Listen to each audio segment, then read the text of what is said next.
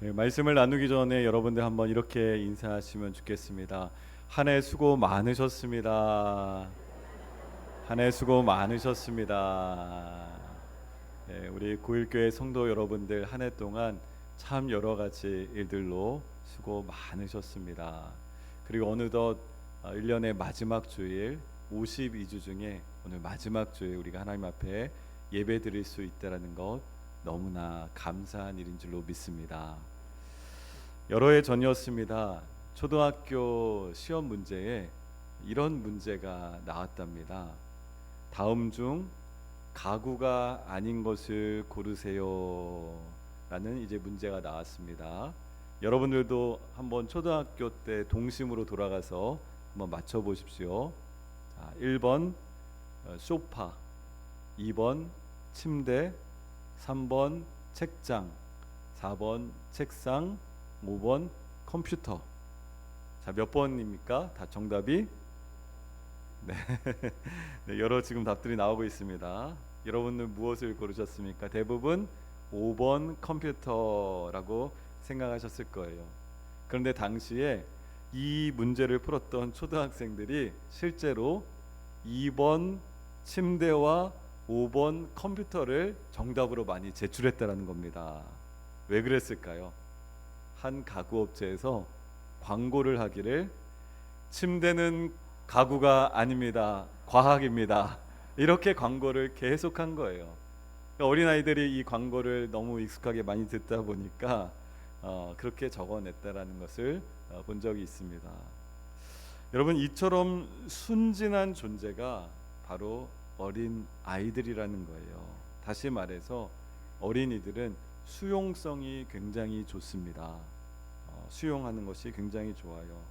아마 그 광고 카피 기억 다들 나실 텐데요. 여러분, 그때 당시에 정말 침대는 가구가 아니라고 생각하시는 분들 있으면 한번 손 들어보세요. 손 내리세요. 네. 침대가 가구가 아니라고 생각하시는 분들 정말 계실까요? 어른들 중에서 아마 없을 겁니다. 그런데 아이들은 정말 그대로 받아들이는 아이들이 있었다라는 겁니다. 다시 말해서 수용성이 참 좋은 것이죠. 저희 첫째 딸 아이가 7살 때였는데요. 제가 신방을 마치고 이제 집으로 귀가를 했습니다. 아빠 뭐 하고 왔어? 이렇게 물어보더라고요. 그래서 아빠 신방하고 왔어 했더니 신방이 뭔데? 라고 이어서 물어봅니다. 그래서 제가 신방은 어떤 가정에 가가지고 어떤 집에 가가지고 거기서 같이 예배 드리는 거야 라고 이렇게 답을 해줬던 기억이 있습니다. 그런데 그때 그렇게 말했더니 이 아이가 저한테 이렇게 말하는 거예요. 예배 드리는 건 하나님 기뻐하시는 거잖아. 뭐 이렇게 말하는 겁니다. 7살짜리가. 여러분들 표정 보니까 남의 집 이야기라고 별로 감동이 없어요. 굉장히 감동적인 거예요. 제가 당시에 그때 정말 속으로 하나님께 감사했습니다. 그리고 생각지도 못했던 이 아이의 말에 오히려 제가 도전을 받는 거예요. 목사가 7살짜리 아이한테 도전을 받습니다. 사랑하는 우리 성도 여러분, 어린 아이들은 굉장히 이처럼 순수하기도 하고 또 때로는 그 마음이 생각이 우리보다 깨끗하기도 한 것을 우리가 종종 보게 됩니다. 광고 카피를 그대로 받아들이는 수용성이 있고요. 또 교회 학교에서 배운 그대로 이야기하고 생각하는 그런 순수함이 있다라는 겁니다. 그런데 우리 주님께서 예수님께서 이런 어린 아이들의 특징을 아주 잘 알고 계셨던 것 같습니다. 그래서 어린아이와 같지 아니하면 어디에 들어가기가 어렵다? 천국에 들어가기가 어렵다라는 말씀을 하셨어요. 또 오늘 우리가 읽은 본문 마태복음 11장 25절 본문을 보게 되면 어린 아이들에게 나타내심을 감사하나이다라고 그렇게 말씀합니다. 어린 아이들에게는 나타나심을 감사합니다. 주님께서 말씀하신 거예요. 여러분, 그럼 무엇을 나타내셨다는 걸까요? 무엇을 어린아이들에게는 나타내셨다는 걸까요? 예수님께서는요, 하나님 아버지의 뜻으로 이루어지는 일을 지금 말씀하고 계시는 겁니다. 하나님의 아버지의 뜻이 이 어린 아이들에게는 나타내심을 감사합니다라고 이렇게 말씀하고 있어요. 그리고 오히려 지혜롭고 슬기 있는 자들에게는 숨기셨다라는 우리가 이해하기 어려운 말씀을 하고 계십니다. 지혜롭고 슬기 있는 자들에게는 숨기시고 어린 아이들에게는 나타내셨다라고 이렇게 말씀하고 있어요. 여러분, 이것은요 바로 진리에 관한 이야기를 우리 예수님께서 지금 하고자 하시는 겁니다. 어린 아이들에게 나타내신 것, 바로 진리를 나타내심을 말씀하고자 하시는데, 그렇다면 진리가 뭡니까? 변하지 않는 하나님의 구원의 계획, 하나님의 나라에 관한 이야기가 바로 진리였던 거예요. 바로 우리 주님께서 예수님을 향한 믿음에 관한 말씀을 오늘 하고자 하시는데, 어린 아이들에게는 이 진리의 말씀이 나타내어지고 슬기로운 자들, 지혜 있는 자들에게는 숨기셨다라는 아리송한 말씀을 오늘 하고 계십니다. 하나님은 예수님께서 알려주신 그 진리, 예수를 구주로 영접한 자들이 들어갈 수 있는 곳, 침노하는 자들의 천국, 하나님 나라에 관한 말씀을 어린 아이들과 같은 자들에게 나타내신다라는 말씀입니다. 믿음으로 굳건하게 살아가는 자들이 있는 천국 복음에 관한 이야기를 오늘 주님께서, 우리 예수님께서 하고 계신 겁니다. 나타내신다라는 거예요. 여러분, 그런데 25절을 보게 되면 이 이야기를 지혜롭고 슬기 있는 자들 모른다라고 그렇게 말씀하셨잖아요. 이상하지 않습니까? 지혜도 있고 슬기로운 자들은 당연히 알 것 같은데 그들은 모른다. 왜 그렇게 말씀하셨을까요? 당시에 율법적으로 완벽하고 유식하고 무엇도 부족해 보이지 않는 그들에게는 하나님께서 숨겨 놓으셨답니다. 이 진리를, 이 복음을 숨겨 놓으셨다는 거예요. 그들이 누구겠습니까? 예수님을 구주로 받아들이지 않는 자들인 것이죠. 당시의 바리새인, 서기관, 율법학자들, 이들은 예수님을 받아들이지 않는 거예요. 이들은 종교적인 열심은 있습니다. 그런데 정작 그 안에 순수한 믿음은 없는 자들이었던 겁니다. 여러분, 바리새인이요, 구별되다라는 뜻인데 굉장히 우리가 소위 쉽게 얘기하면 거룩한 그런 행동들을 합니다. 바리새인들은요, 정말 우리가 따라하기 어려울 정도로 굉장히 윤리적으로 보면 거의 완벽한 그런 삶을 살아가던 자들이 바리새인이었어요. 그런데 그들에게 종교적인 열심은 있지만 그 마음속에 주님을 따르고자 하는 믿음은 없다라는 거예요. 그래서 예수님은 오히려 어린이들이 진리를 알 수 있다라고 그렇게 오늘 말씀하시는 겁니다. 어린이들은 겸손함과 단순한 믿음을 가지고 있기 때문에, 그런 수용성이 있기 때문에, 순수함이 있기 때문에 어린 아이와 같은 이들에게는 복음을 드러내신다라고 말씀한 겁니다. 그리고 예수님께서 하나님 아버지 외에는 아들에 관해서 모른다라는 말씀도 하세요. 또 아들과 계시를 받은 자 외에는 아버지에 대해서, 하나님에 대해서 알 수가 없다라고도 말씀하세요. 여러분, 여기서 알다라는 이 헬라어 에피기노스라는 이 단어는요, 어떤 것을 사실적으로 아주 정확하게 안다라는 그런 뜻이 아닙니다. 오히려 경험 가운데서 아주 친밀함 가운데서 안다라는 그런 뜻인 거예요. 하나님께서는 예수님과 깊은 교제가 있으셨죠. 예수님도 하나님과 깊은 교제가 있으셨습니다. 그리고 그 관계 안에서 서로 친밀함을 누리고 계셨던 거예요. 그런데 주님께서 여기에 한 부류를 더해 주시는 겁니다. 그 한 부류가 누굽니까? 27절에 아들의 소원대로 무엇을 받은 자? 계시를 받은 자. 예수님의 소원대로 하나님의 계시를 받은 자들은 하나님과의 친밀함을 누리고 하나님 아버지를 알 수 있게 된다라는 말씀을 오늘 예수님께서 우리에게 하십니다. 여러분, 아들의 소원, 예수님의 소원대로 계시를 받은 자들은 그럼 누구였을까요? 그들이 누구일까요? 이 계시라는 말은요, 덮개를 제거하다라는 그런 뜻입니다. 무엇인가 덮여 있는 것을 제거해서 드러나 보인다라는 그런 뜻이에요. 여러분, 어느 날 집으로 택배가 왔습니다. 택배들 많이 받으시죠? 그런데 그 택배에 보낸 사람 이름이 없어요. 누가 보낸다는 말도 없었어요. 내가 주문한 상품도 아닙니다. 어떻게 해야 합니까?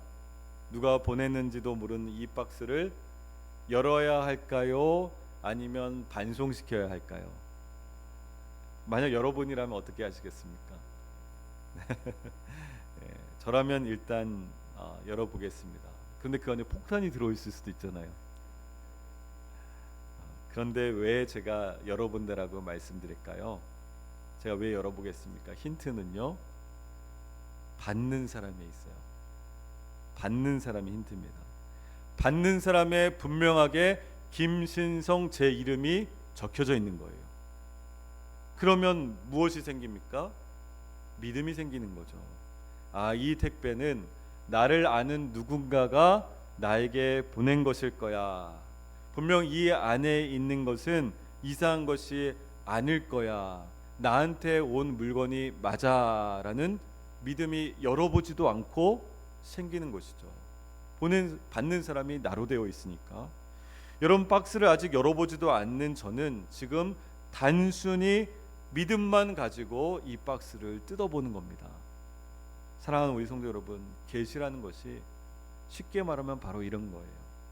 오늘 예수님의 소원대로 계시를 받은 자들이 하나님을 알 수 있다, 하나님과 친밀함을 누릴 수 있다라고 그렇게 말씀한다고 했죠. 그런데 계시는 믿음을 통해서만 우리에게 허락되는 줄로 믿습니다. 믿음을 통해서만 허락되는 거예요. 제가 무엇인지도 알지 못하는 그 택배 상자를 열었던 것은 나를 아는 누군가가 보낸 걸 거야 라는 그냥 막연한 믿음이 있었던 겁니다. 믿음이 있지 않으면 열 수가 없죠. 하나님에 대한 기대, 하나님에 대한 분명한 믿음이 있는 자들은 하나님의 나라, 하나님의 계획, 하나님의 뜻을 알게 된다는 거예요. 그게 계시입니다. 열어서 보여주시는 것, 하나님의 뜻과 방법과 계획들을 우리가 알 수 있다는 거예요. 계시를 받게 된다는 겁니다. 믿음은 바라는 것들의 실상이요, 보이지 않는 것, 못하는 것들의 증거니라고 말씀하잖아요. 지금 무엇인지는 몰랐어요. 근데 믿음을 가지고 있다면 무엇인지 알 수 있게 된다라는 것, 복음을 알 수 있게 된다라는 것, 그것이 바로 열어서 보여지는 계시라는 겁니다. 여러분, 계시라고 했을 때 무슨 무당이 뭐 앞날을 맞추는 거, 그거 다 계시 아닙니다. 그거 헛된 겁니다. 그리고 어떤 누군가가 기도원에서 계시 받았대. 계시는 우리도 다 받은 거예요. 우리 무엇이 있습니까? 하나님의 말씀이 있잖아요. 이 하나님의 계시의 말씀이 있기 때문에 우리 모두 다 계시를 받은 거예요. 주님께서 그 말씀을 열어서 우리 가운데 깨닫게 해주시겠다라는 겁니다. 덮개를 제거하는 것이에요. 하나님의 어떤 뜻을 가지고 있는지 알지 못했지만, 몰랐지만 이제 내가 믿음이 생기니까 그 덮개를 제거하자마자 그 아버지의 마음, 그 아버지의 뜻을, 그 내용을 내가 알게 된 겁니다. 그 얼마나 감사한 일입니까? 이렇게 계시를 받은 자들은 하나님 아버지를 예수님께서 아시는 것처럼 우리도 계시를 받은 자들은 하나님 아버지에 대해서 알 수 있다라고 예수님께서 말씀하신 겁니다. 친밀함을 누릴 수 있다라는 거예요. 저와 여러분들이 충분히 하나님과 깊은 친밀함을 누릴 수 있다라는 겁니다. 그래서요, 저는 가끔씩 이제 습관적으로 기도해 달라고 오시는 분들이 있어요. 네. 스스로 기도할 수 있는데도 계속 목사님 기도해 주세요 하면서 오시는 분들이 있거든요. 처음에는 여러 번 이제 기도해 드리는데 나중에는 이렇게 말씀드려요. 집사님, 권사님, 하나님 앞에서 스스로 머물면서 기도해 보세요. 왜 제가 이렇게 말씀드릴 수 있는 겁니까? 우리는 믿음을 가지고 계시를 받은 자들로서 누구나 다 하나님과의 친밀함 가운데 있을 수 있다라는 거예요. 물론 목회자가 중보하면서 기도합니다. 기도하고 또 필요하면 위에서 손 얹고 기도해 드려요. 그런데 그 전에 내가 하나님과의 깊은 친밀함 속에서 온전하게 기도할 수 있는 하나님의 자녀, 하나님의 백성이 바로 우리인 줄로 믿습니다. 그 여기 이제 함께 있는 예배드리는 우리 모두인 겁니다. 여러분, 본문에서 아버지를 안다는 것, 친밀한 관계였던 거예요. 우리가 믿음으로 아버지를 알게 하신 것, 하나님을 알게 하신 것, 하나님과 친밀한 관계가 회복된다라는 그 말씀을 오늘 우리에게 주신 겁니다. 그래서 그 친밀한 관계가 회복될 때 우리에게 놀라운 은혜가 임할 줄로 믿습니다. 근데 예수님께서 이제 순수한 마음, 순수한 믿음을 가진 우리에게 이렇게 말씀하시는 거예요. 이제 다 내게로 오라, 다 내게로 오라. 주님께 오라는 겁니다. 한번 따라 하실까요? 다 내게로 오라. 그리고 또 이어서 말씀하시는 겁니다. 내가 너희를 쉬게 하리라. 네, 확실하게 따라 하실까요? 내가 너희를 쉬게 하리라. 이거 예수님의 말씀이에요. 쉼을 얻으라는 거예요. 내게로 오라, 예수님께로 오라 말씀하시면서 주님 안에서 쉼을 얻으라는 겁니다. 여러분들 오늘 주님 앞에 나오실 때, 예배 자리에 나오실 때 어떤 마음으로 오셨어요? 어떤 모습, 어떤 모양으로 오셨습니까? 지금은, 그리고 내가 지금 어떤 상태입니까? 다 아마 각자 다르실 거예요. 당시 주님께서 오라고 하시는 그 대상은요, 수고하고 무거운 짐진 자들이었습니다. 한마디로 말하면 쉼이 필요한 자들인 거예요. 너무나 쉬고 싶은 그런 자들이었습니다.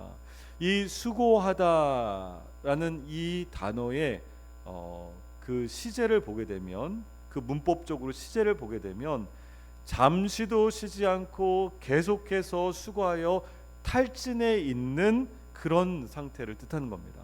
쉬지 못하는 거예요. 계속해서 쉬지 않고 와서 탈진해 있는 상태. 그리고 그 뜻의 원어적인 의미는 이 육체적으로 아주 지치고 고나다라는 뜻도 있지만 감정적으로도 용기를 잃고 낙담하다라는 그런 의미가 있습니다. 이 동시에 가지고 있습니다.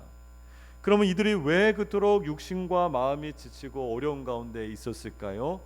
당시에 모세의 율법을 둘러싼 이 바리새인들의 율법주의는 많은 사람들을 찾아가서 이기고 영적으로 힘들게 했던 겁니다.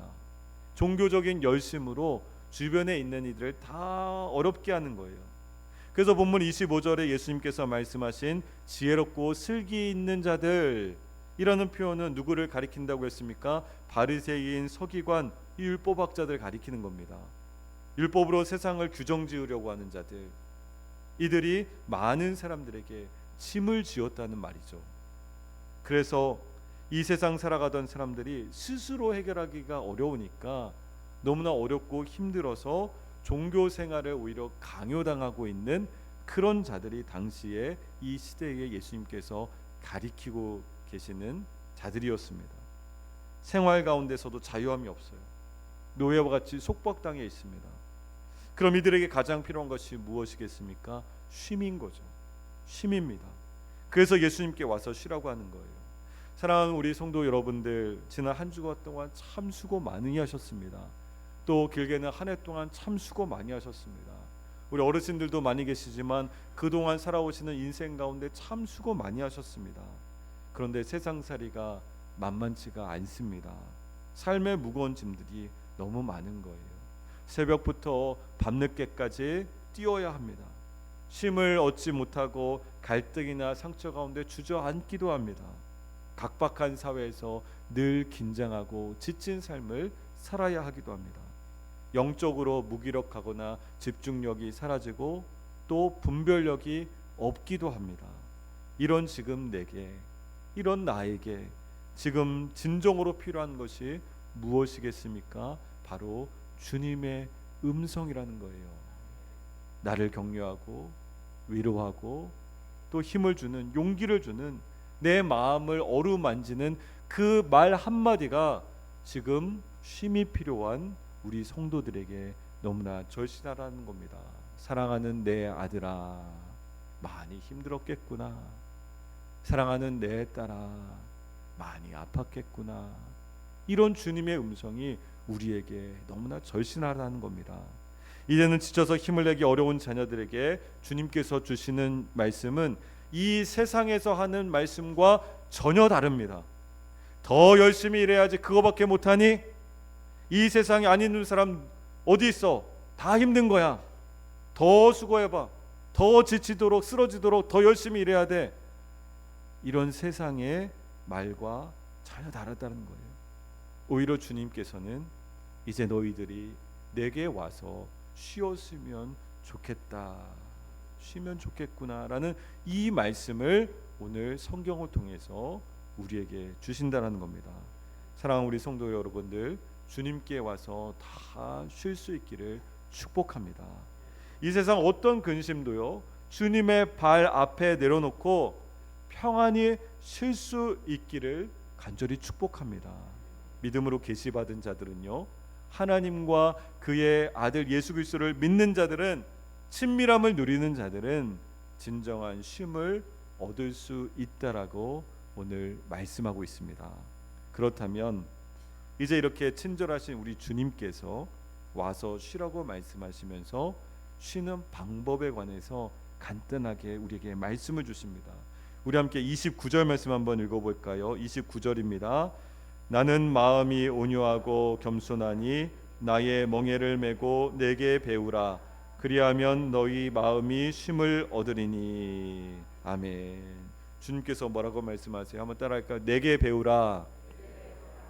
예수님께서 나에게 와서 나에게 배우라라고 그렇게 말씀하고 있습니다. 그러면 우리가 쉼을 얻을 수 있대요. 멍에를 메고 내게 와서 배우라라고 말씀해요. 좀 이상하지 않습니까? 어떤 분들은 아니 쉬게 해주겠다더니 무슨 부담스럽게 멍에를 메고 함께 하라는 거야. 직분을 맡겼다고 교회를 안 나오시는 분들도 가끔 있거든요. 우리 교회 얘기 말고 저쪽 교회 얘기입니다. 직분 맡겼다고 부담스럽다는 거예요. 그런데 당시 유대인들이 살았던 그 팔레스타인 지역에 사용되었던 멍에를 보면 왜 예수님께서 이렇게 말씀하셨는지를 우리가 분명히 알 수가 있어요. 그 당시의 멍에는 두 마리의 소나 두 마리의 나귀가 한 조를 이루어서 쓰게 되어 있는 멍에라는 거예요. 한 마리의 소가 쓰는 멍에가 아니고 반드시 둘이 함께 쓰게 되어 있는 그런 멍에로 메어져 있다는 겁니다. 주님께서 멍에를 메고 배우라는 것은 나와 함께 멍에를 매자라는 것이었어요. 예수님과 내가 함께 멍에를 맨다라는 그런 뜻입니다. 우리가 인생을 살아갈 때 힘들고 어려울 때 홀로 걸어가도록 내버려 두시지 않으신다라는 거예요. 얼마나 감사합니까? 주님께서 내 삶의 무게를 짐을 같이 메어 주시겠다라는 거예요. 예수님께서 동행하여 주시겠다라는 그 말씀입니다. 사랑하는 우리 성도 여러분, 멍에를 메고서 주님과 함께 동행할 때 주님의 온유함과 주님의 겸손을 배우라고 이어서 말씀하고 있죠. 온유라는 것은 친절하고 너그러운 마음을 뜻하는 거예요. 겸손은 낮아지는 것을 뜻하는 겁니다. 그러니까 주님께서 이미 우리에게 친절하신 분이잖아요. 나를 너그럽게 품어주시는 분이잖아요. 그리고 주저없이 나와 눈높이를 맞춰주시는 분이 바로 겸손의 왕 되신 우리 예수님인 줄로 믿습니다. 그렇다면 이제 주님을 배우는 것이 진정한 쉼이라는 것을 우리가 깨닫게 됩니다. 주님과 함께 멍에를 메고 동행하는 것이 나에게 부담되는 거, 내게 짐지어주는 것이 아니고 오히려 나를 쉽고 가볍게 하시는 하나님의 은혜인 줄로 믿습니다. 예수님께서는 이 세상 어느 누구에게도 줄 수 없는 평안을 우리에게 이미 주셨던 겁니다. 쉼을 누리는 방법을 가르쳐 주신다고 약속하셨어요. 믿음으로 주님의 깨달은 자들, 주님의 말씀을 깨달은 자들은 이 놀라운 진리를 이미 알고 있다라는 거예요. 사랑하는 우리 국일의 성도 여러분, 우리는 이 시간 무엇으로 나왔습니까? 믿음이 있으니까 나왔잖아요. 믿음 없으면 이 주일에 쉬고 싶은 이 시간대에 왜 나오겠습니까? 작은 겨자씨만한 믿음이라도 내게 주신 믿음이 있기 때문에 예배의 자리, 하나님과의 친밀함의 자리 가운데 우리 모두 나와 있는 줄로 믿습니다. 그렇다면 내게 스승이 누가 되어야 되겠습니까? 예수님이 되는 겁니다. 오늘 예수님께서 와서 배우라라고 말씀하시잖아요. 세상의 가치와 그럴듯해 보이는 모습에 나의 인생의 수고를 다하면서 허덕허덕이면서 사시겠습니까? 아니면 온유와 겸손의 주님께 인생을 배우면서 그 짐과 수고를 내려놓으시면서 사시겠습니까? 사랑하는 우리 성도 여러분, 2025년 분주하게 살아왔습니다. 때로는 힘겹고 아프고 어려운 순간들도 있었습니다. 눈물과 상처도 있었고 상실도 있었습니다.